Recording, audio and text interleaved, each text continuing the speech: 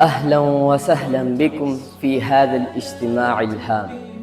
إن هذا الاجتماع يمثل فرصة عظيمة للتقرب إلى الله عز وجل واستمداد النور من تعاليم ديننا الحنيف. في هذا الاجتماع سنستمع إلى خطبات قيمة من العلماء أجلاء ستغذي أرواحنا وتنير قلوبنا.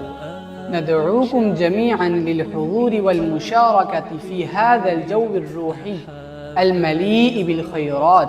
إن هذا الاجتماع لا يقتصر فقط على تلقي العبادة والعمل، بل هو أيضا مكان للتواصل مع إخوانكم في الدين ولتبادل الأفكار والخبرات.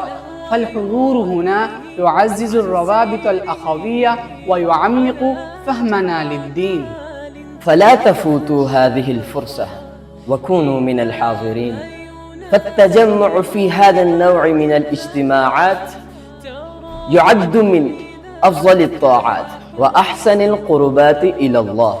ننتظركم في رايموند لنشارك سويا في هذه اللحظات المباركة. والسلام.